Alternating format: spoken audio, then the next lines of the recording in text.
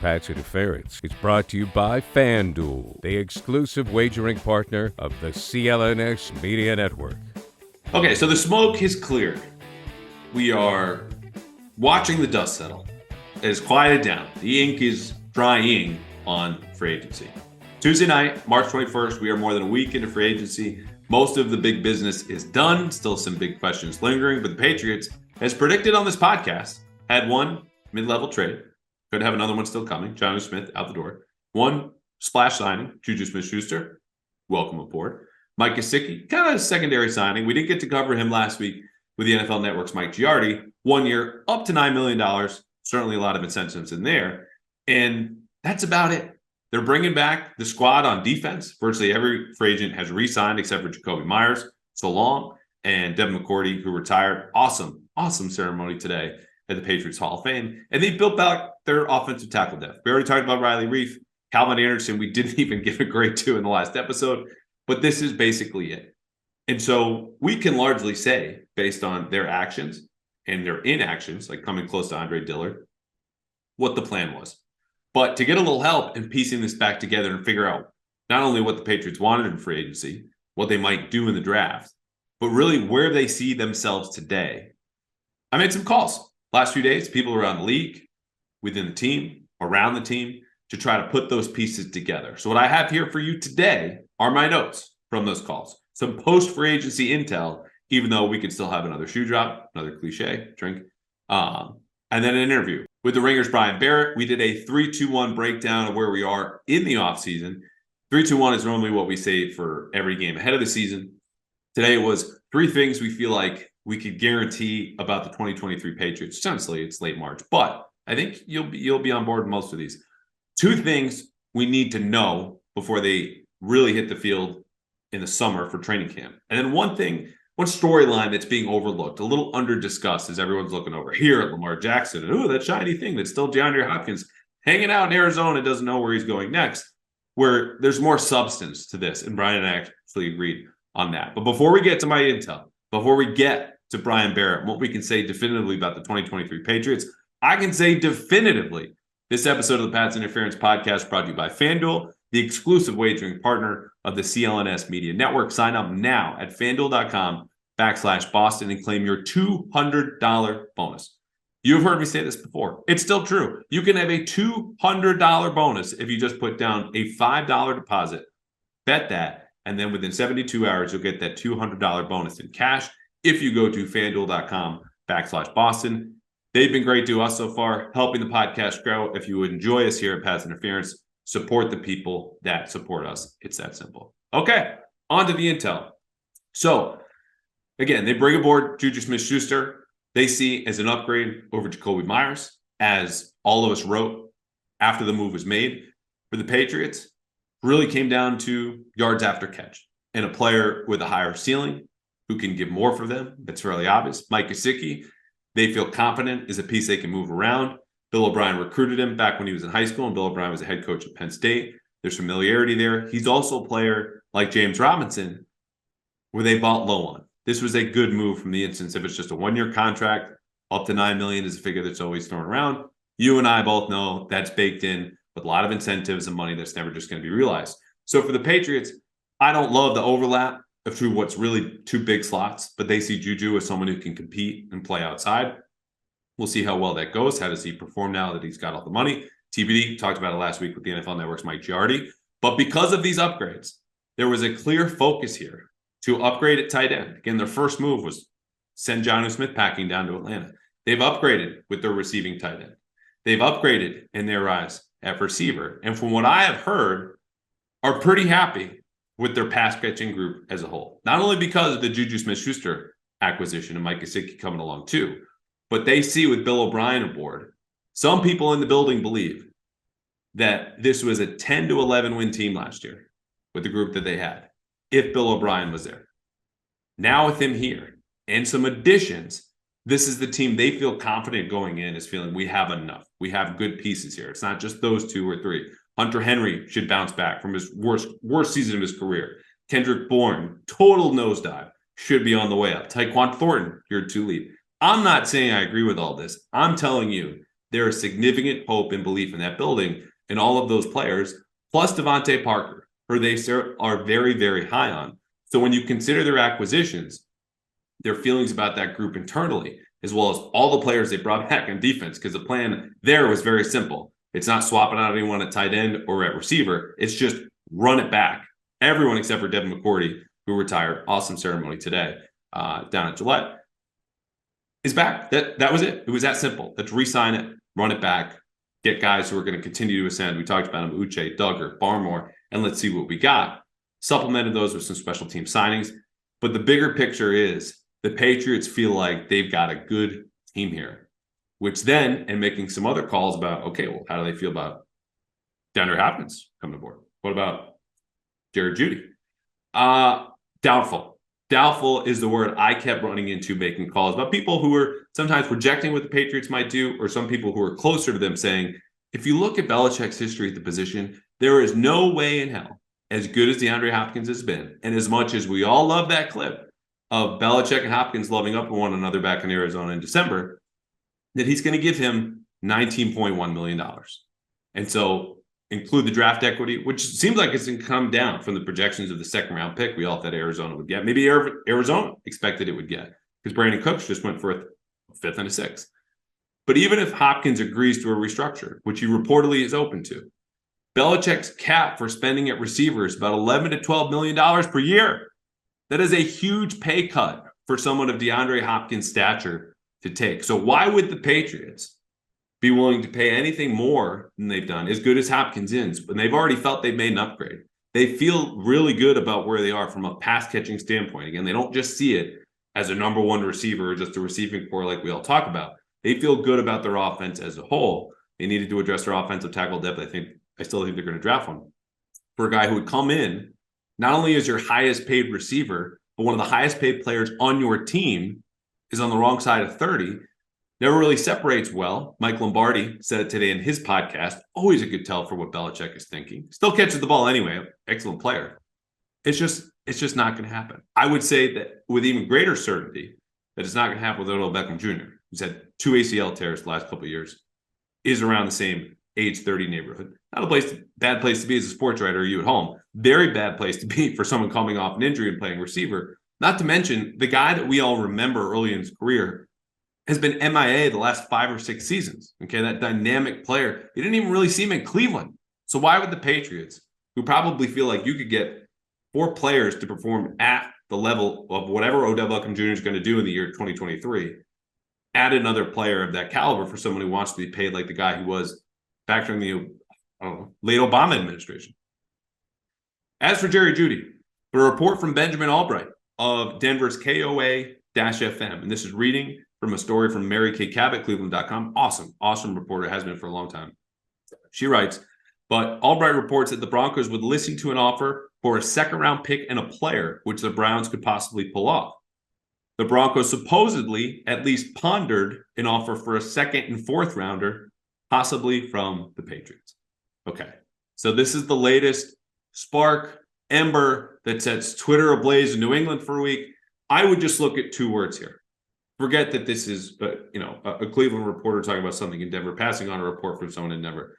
The words are supposedly and possibly. The Broncos supposedly pondered, which is really weak on his own, an offer possibly from the Patriots. Look, I'm in on Jeudy. I was arguing for Hopkins as a way to shake up the offense. I just don't see this happening, and this is such a weak report with all the qualifiers and the maybes. It's just not worth listening to. This could ramp up. Maybe the Patriots, whatever the offer is, they've been on the phone about Jeudy. We know that. Denver comes down to meet them at that level. He's a player who's younger. He would be cost controlled. You don't have the money issues like you would historically or would with Hopkins or probably OBJ. And he's someone that has familiarity with Mac Jones. Checks a lot of boxes here. Okay. But it doesn't say anything to me. I think they would still be most interested in Jeudy of all those, even though Jeudy plays a slot. Now you've really got 2 big slots in JuJu and Gesicki. The larger point here, again, is they're happy with what they've got. I think they would have to feel like they want to trade if they're looking into acquiring any more of these guys, and that's where I'll leave it. Okay, so on Friday, Patriots released Jalen Mills. I called it a surprise on Twitter, something else called about. Phil Perry, friend of the podcast, NBC Sports Boston, had his third kid, by the way. Congratulate him if you have not. I say that only because we talked about it on the podcast, not some sort of random fun fact about Phil and his wife, Whit. He reported the Patriots were not thrilled about Jalen Mills' injury situation, which kept him out after Thanksgiving as they were trying to limp into the playoffs and obviously didn't make it there. I can confirm this because this was also something that I tweeted. I had a hard time seeing this as purely cap motivated because the Patriots saved whoop-de-doo $5 million in cap space as a team that's still not spending outside the bottom 8 this year in terms of active cash flow. They're down in the middle of the pack now in cap space, but they don't really need it as the way you would think they would just by cutting a player who's been a solid number 2 corner for most of the last 2 years. It was the injury, and I think there was some erosion of goodwill between the two sides over the last year or so. What that is exactly, I don't know, but I can confirm my suspicions in Phil's report that this was not strictly about the cap. This was a situation that the Patriots go, if we're considering cutting you, the tiebreaker is going to be how are things going with the coaching staff and with Belichick, and what do you project to do next year?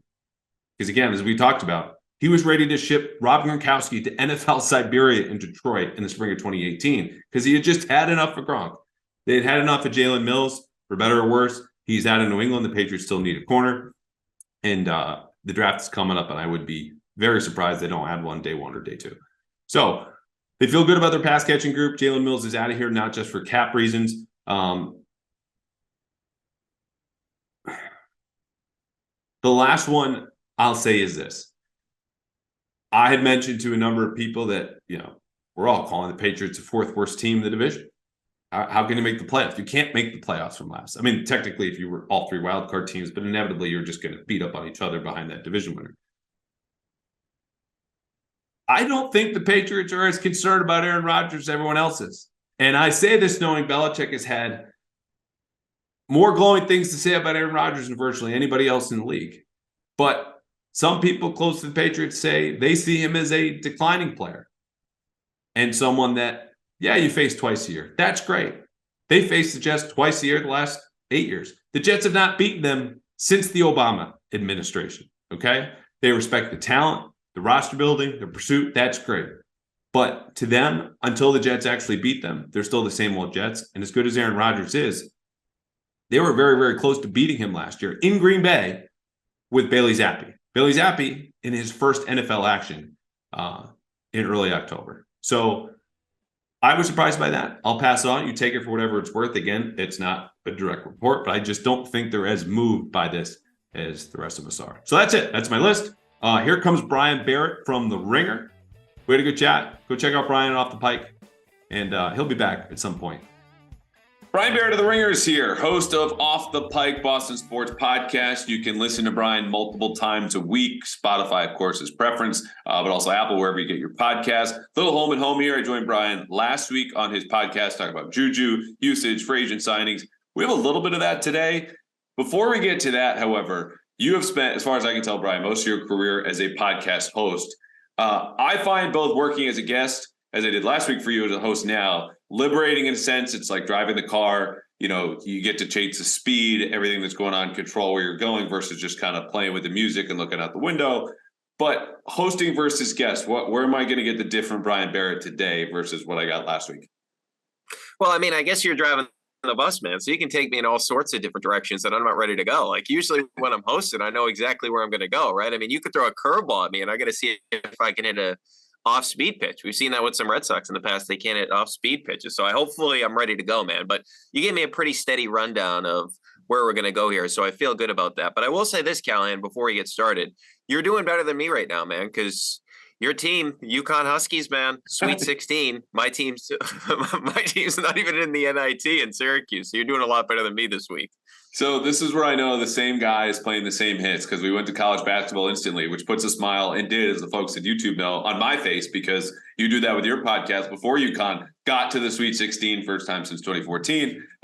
It's been great. And yeah, I guess we should talk more college hoops. Maybe I'll text you more during these games because it's been a blast. It's where my heart is. I grew up right in Storrs, right on campus. He went to high school on campus. Shout out E.O. Smith. E.O. Smith girls high school basketball. Shout out first state championship. One good family friend of mine is the assistant coach. That was Sunday at Mohegan Sun. Anyway, as I am now the driver, we are off-roading into girls' high school, college basketball in the first 5 minutes. So let's get back on track. As people could see if they read the description, we are going to talk about guarantees for the 2023 Patriots. And this is super early. All the qualifiers, it's late March. Free agency isn't even over. The draft is more than a month away.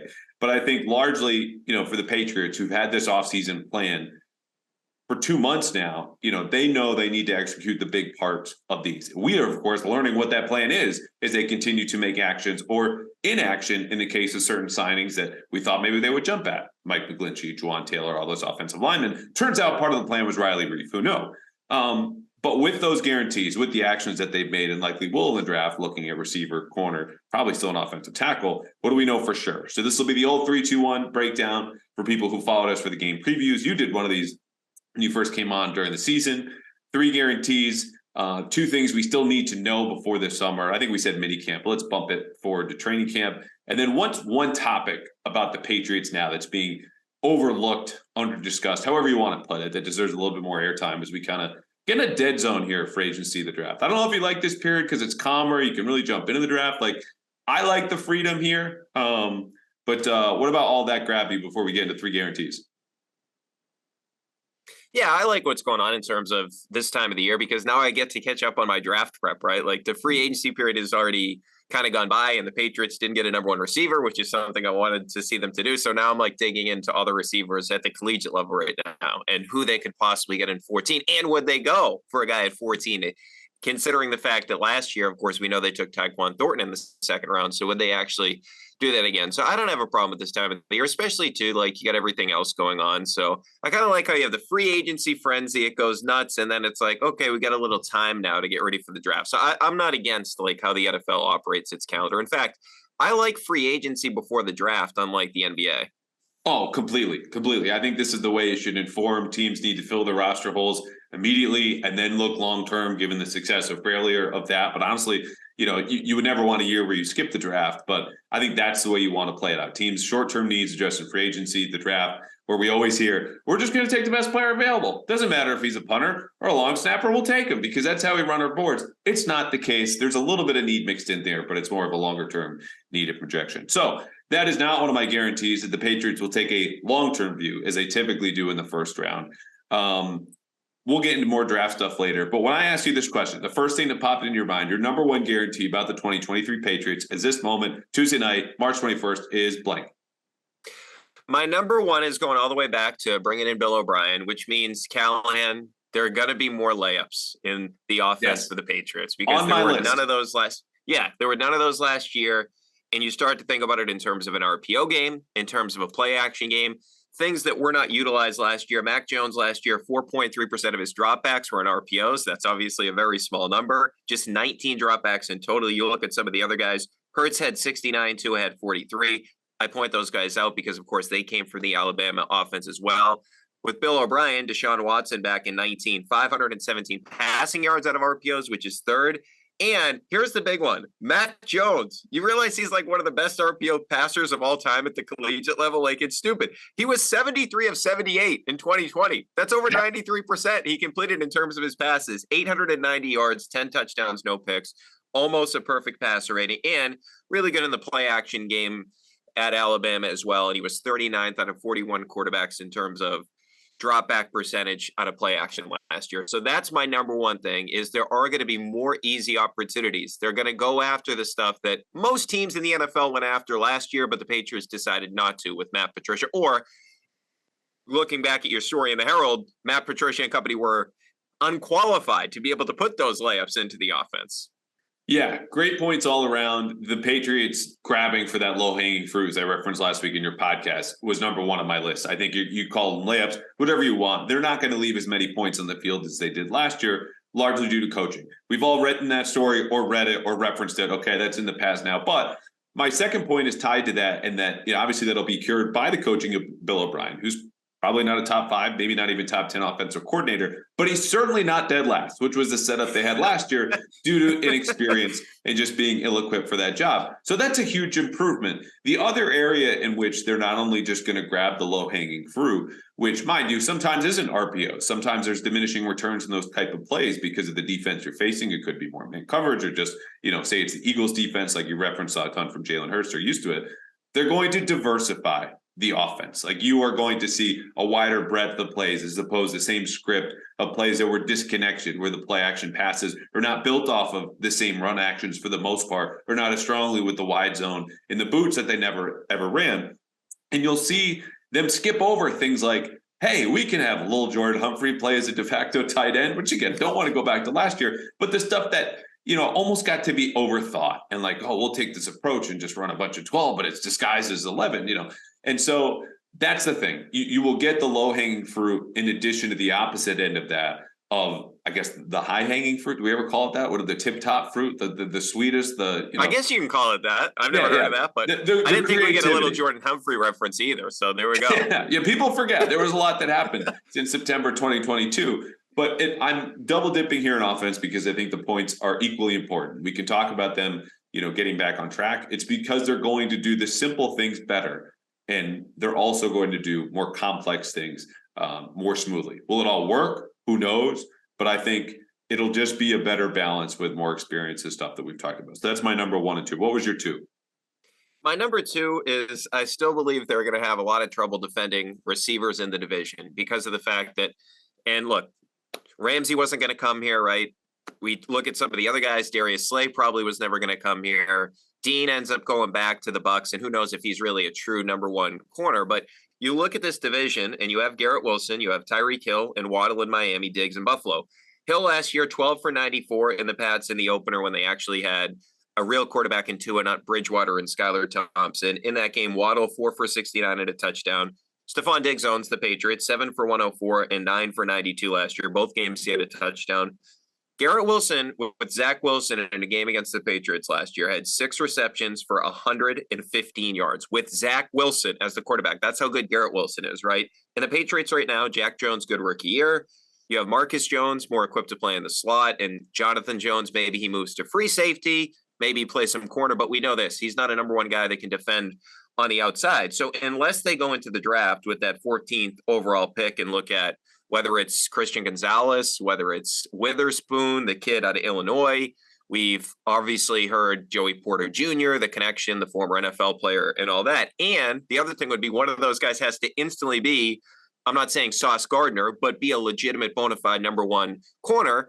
We don't even know if they're going to take a corner at 14. So I just feel like based on all the intel we have right now, it does feel like they're going to struggle against those elite receivers. And let's face it, this division is stockpiled with really good receivers, and it's only going to get better next year.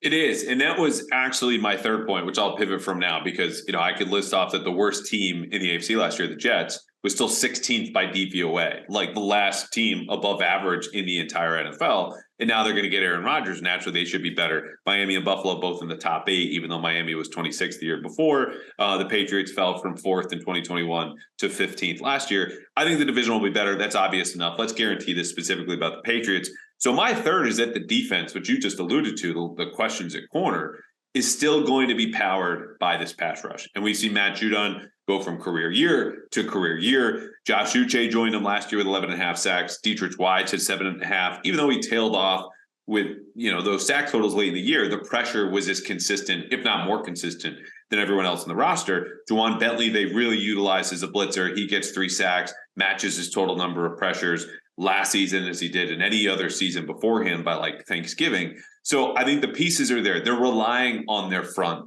to carry them again. It'll be really interesting to see the balance of man to zone coverage. Because the last 2 years, Brian, they've gone from, we love man, we're only going to play man, we're a man defense. Second half of the season, they're playing maybe not by rate, not by percentage, but by total number of snaps. Some among, one of the highest zone teams in the entire NFL. And part of that's Miami, because you're just going, we're not lining up one-on-one with Tyreek Hill and Jalen Waddle. These guys who are still shaking hands with a name tag in the locker room. Shout out Quandre Mosley. Like, that's just not going to happen. But I think they also found a formula in there. And it's not going to be, we're going to play as much zone as the Niners or the Rams or the Jets or whomever, but you're just not going to go out and add a number one corner. Even if you draft one and he started caliber, Jonathan Jones is on the opposite side. And maybe he's not. Maybe he's at safety and you need someone to replace him. Could be Jack Jones, Panda Jack, as he's known at the Ringer. But ultimately, what you can count on is the front. And I think it gets better. It's more developed. Christian Barmore, who people forget about, you get that year 3 leap that you saw from Doug or Anuche. I think with a guy like that, and you're cooking with gas up front. Yeah. No, I agree with you. So you want me to get to my last guarantee here? Yep. So my last guarantee is that the 50-50 balls, the jump balls are going to continue in the Patriots offense, right? They doubled down. Last year, they got Devontae Parker, and then this year, they bring in Mike Gesicki. And we know the connection. Bill O'Brien recruited him at Penn State, 6'6", almost 250. So you almost remove last year from his statistical profile because he was like below 50% of the snaps with Mike McDaniel. But 2020, 17 contested catches, second among tight ends. 2021, 15 contested catches, tied for second among tight ends. I do think it's interesting. Like maybe this is somebody they think can really help them in the red zone. We all know the Patriots were dead last in the NFL in touchdown percentage in the red zone. There are limitations with Gesicki. He's going to give you nothing after the catch. Like he's not going to do stuff like after he catches the football. But when I do look at it, obviously they had JuJu Smith last year that gave them absolutely nothing. So Gesicki is not really like a need for this team. I much rather have gone after a number one receiver. But I do think with a quarterback that is like someone limited, it's nice to have a guy that you can just throw the ball up to. And I think he can help in the middle of the field too, right? Like when he's got a smaller defender on him, throw him up. And we'll see how comfortable Mac is with him, because I did feel like him and Parker developed a better rapport later on in the season. At the beginning, Mac, it just felt like he was trying to always throw to Parker. And remember, he had those 4 interceptions all early in the season when targeting Parker. His first 4 interceptions were some weren't entirely Devontae Parker's fault, but the one in Baltimore in the end zone, absolutely was. And you're just going, this could not be off to a worse start, because then Mac gets hurt. You can't even develop chemistry with him. And if we're not doing the one thing Devontae Parker's been known for the whole season, that's an issue. Mind you, Mike Gesicki, again, big slot receiver, is going to be known for, and I think you hit it on the head with the 50-50 balls. Like, that's what he's going to be doing. So I think Devontae had a better connection with Mac later on, even that Buffalo game. I was rewatching that tape the other day. They had a safety over the top, like Devontae Parker had just fudged his 40 time from college, and they just discovered the page had been refreshed. But nonetheless, it will be an interesting barometer, because those guys have a unique, more limited skill set. And if it doesn't go well early, it's probably how it's going to be the rest of the year. Yeah, I just hope that he gives them something, because Hunter Henry last year, like I thought he had an okay season, considering I thought he had a really good first year here. Not that he's going to change the landscape for the team, but I thought he was really productive. Maybe some of that was Matt Patricia, but just having a guy that's that athletic. I mean, I was looking at it. He was number 2 at the whole combine when he was there in terms of his vertical leap. So that was obviously a big thing going back to when he was coming out of the collegiate level. So I wasn't like enamored by the move, but I kind of like it. I mean, give Mac another weapon. I mean, I keep saying Mac needs more weapons, so I can't complain when they get them. Exactly. And that's where I landed writing that Mike Gesicki piece. So the good news is you can find Mike Gesicki and other over-unders at FanDuel, which I know you're a fan of and a partner with at The Ringer. Let me tell the folks in Massachusetts, if you've not been listening recently, we have a new partnership with FanDuel at CLNS Media. And listen up, America's #1 sportsbook is live in Massachusetts, and it's time for new customers in Mass to get in the action. $200 bonus bets. I've utilized this. You're nodding your head. Sounds like you have too.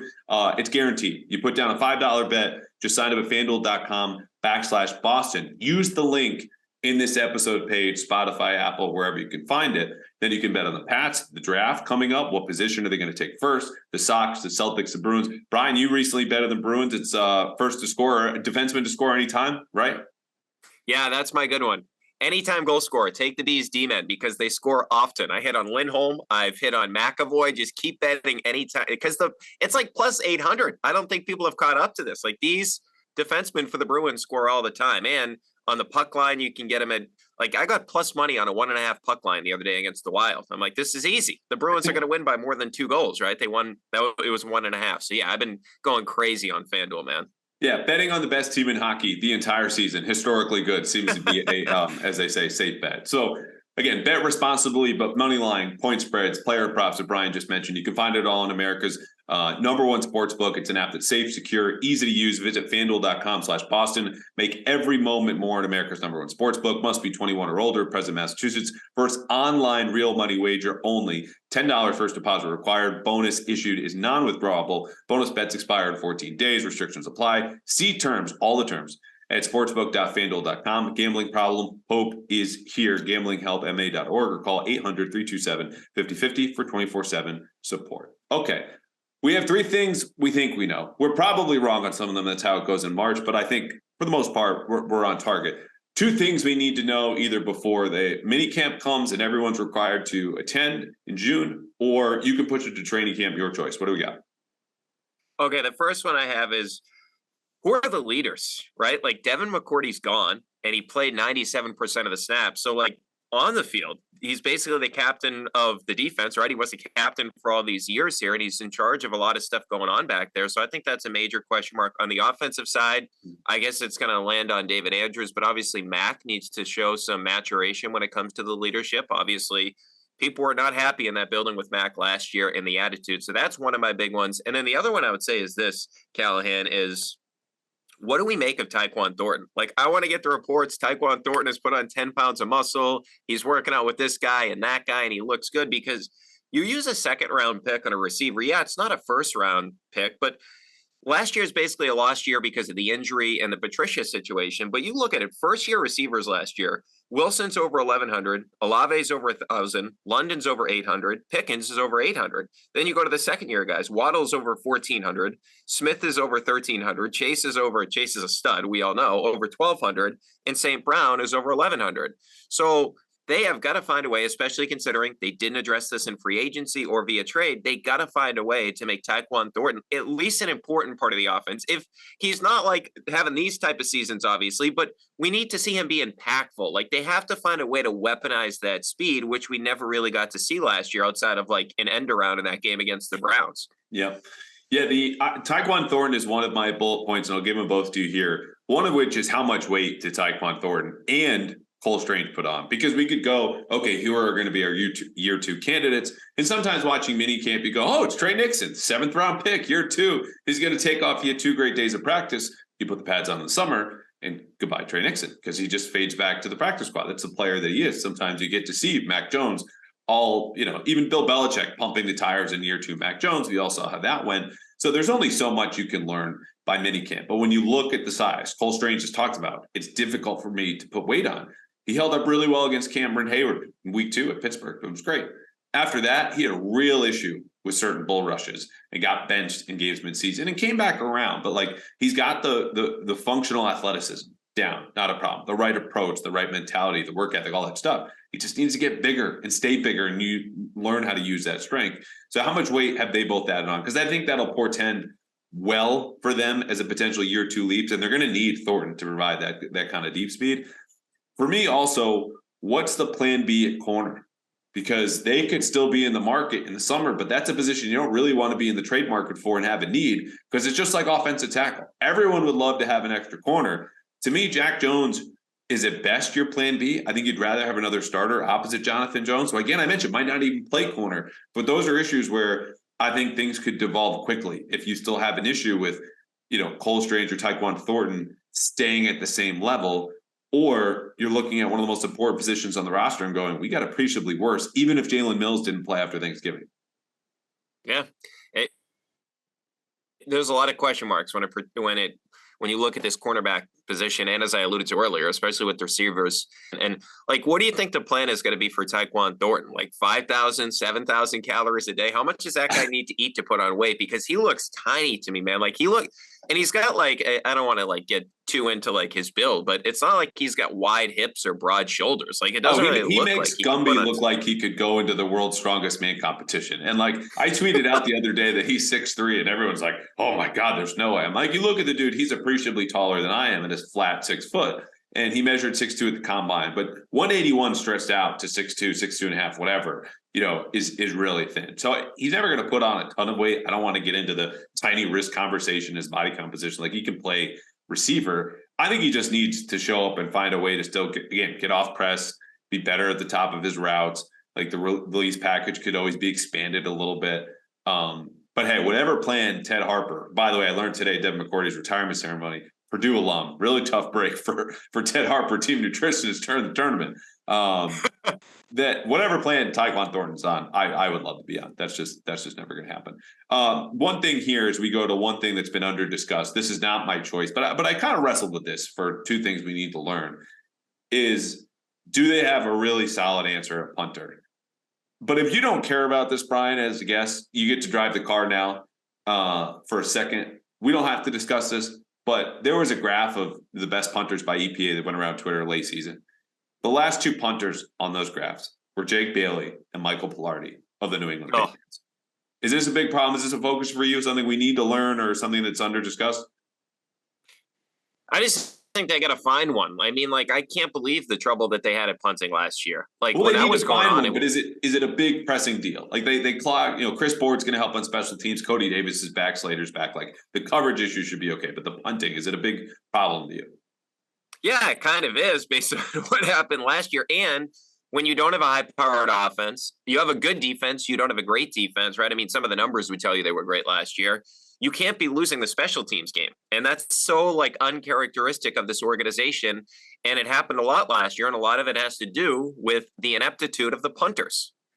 Yeah, I'm with you. I don't have much more to add, which is why I ended up ditching it. That we brought it back and you drove us into Punter Town anyway.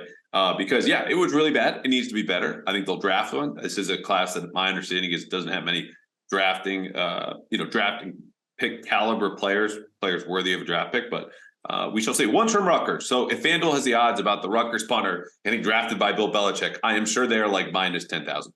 Last one under discussed storyline for the 2023 Patriots. I will lead off here. It's extensions, and it's for players in the 2020 class, most notably in the last year of their deal. Kyle Duggar, JuJu, Mike Onwenu, I think they would love to keep around. And a year later, he's not extension eligible now, but Ramondre Stevenson, we'll see. But I think you want to get ahead of that now, given Kyle Duggar as a leader and a player to a key position with how productive he was, and JuJu, who might break the bank next year. If you can get them on long-term deals, I think that's good business for a team that is right now ranked dead last, Brian, in cash spending for their 2024 books. Yeah, it's funny. I had the exact same one. Who's getting extended is what I wrote down. Uche, breakout year, 11.5 sacks, 24.1% win rate, Callahan, fourth among edge players, behind Bryce Huff, Myles Garrett, and Joey Bosa. I mean, think about that company. He was ahead of Nick Bosa. Now I get it. Like the attention's on Judon, right? Like he's different than these other guys, but certainly he came onto the scene last year. And Duggar now, like I referenced the leadership early, he's one of the leaders of the team, and he can do so many different things, right? I mean, you look at him, he's third among safeties and pressures last year. So I look at those two guys in particular and say, get something done now, or else you're going to be in a situation next offseason where you need to get these guys extended. So you might as well take advantage of it now. And you hit on these two guys in the draft. So you might as well make sure they're not going anywhere. And here's the tell on this, which will be harder to discern from the people at home. If you hear or see on Twitter, or I report it, that say Kyle Duggar, JuJu changes their agents coming up, that will tell you they're looking for a very big deal. And I'm not saying it makes it less likely to happen in New England, but that will tell you they've got their eyes set on a big next contract, whether it comes to the Patriots or not, TBD. The Patriots do have a sweet spot. It's usually late summer, right before the season starts. Jonathan Jones, Shaq Mason got deals done then. That could be the wait for either one of those players, but it is a big topic. All right, we'll get you out on one mailbag question because we have run over your time, but I promised Michael last week via DM, and I forgot him. His question to me, which I'm now passing on to you, is, quote, how do you think the Pats will supplement the JuJu signing? Do you see JuJu playing exclusively in the slot? My answer is no. Could the Patriots still target JSN, Jackson Smith and Jigba, or Zay Flowers in the draft, two of the top three receivers? Or would they target a boundary receiver like Quentin Johnson? He's, of course, forgetting Jordan Addison of USC. I just did the director's cut of that question. I said I would not answer, but now you have all of my answers. So anyway, the floor is yours. No, I don't think they'll primarily use him in the slot, although he's been really productive there. Obviously, Gesicki's going to get opportunities in the slot as well, because that's where he lines up a ton. But I would say at 14, if you can get Jackson Smith and Jigba, like I would be very intrigued by that. I mean, basically, I mean, you look at his numbers from 2 years ago, he was by PFF's metrics, like the best receiver at the collegiate level with all these guys that went in the first round. So he may be undervalued if he gets there at 14. So I know Bill has missed in the draft with receivers before, but if it was me, I would go ahead and do it again if that guy's sitting there at 14, because what we've seen is That's now one of the premium positions in the NFL. And this is the new cheat code in the NFL. Receivers on rookie contracts that aren't getting paid a ton. Look at what Debo and Ayuk, they went to the Super Bowl a couple of years ago when those guys weren't paid yet. Now, of course, Debo signed. But we see this happen across the NFL. Why can the Eagles trade for A.J. Brown when they had Devontae Smith? Because he's on a rookie contract. So these guys are the new cheat code, Jamar Chase and T. Higgins. So if that guy's there, go get him. I like it. In Ohio State's Pro Day, where Jackson Smith Jigma, and I flipped his last name, the hyphen, last episode. So I'm sure it's in the comments somewhere, but I apologize for that. I still have time to prep for the draft, as we alluded to at the top. The Patriots will have a presence at Ohio State's Pro Day, scheduled for tomorrow, Wednesday, March 22nd at 11 a.m. Perhaps you're listening to this after that, but they're going to have eyes on a potential receiver that Brian just identified as a possibility at 14. I would lean a perimeter receiver, probably late day 2, maybe early day 3. I think they're very content. As you heard me discuss in the intro, we have receiver less than the rest of us, but such is life in New England. Okay, this episode of the Pats Interference Podcast has been brought to you by FanDuel, the exclusive wagering partner of CLNS Media Network. Sign up now at FanDuel.com/Boston. And again, $200 in bonus bets. Just put down 5 to 10, and that's it. You can use it on March Madness. Huskies play again on Thursday. Or the Bruins, as Brian said, defenseman to score at any time. Brian, it has been great to have you at any time. Thank you for giving us a couple extra minutes here, and we will talk probably about FanDuel at some point in the near future, my friend. All right, Callahan. Thanks so much, man. And good luck to your Huskies on Thursday night. Appreciate you, guys. This was fun.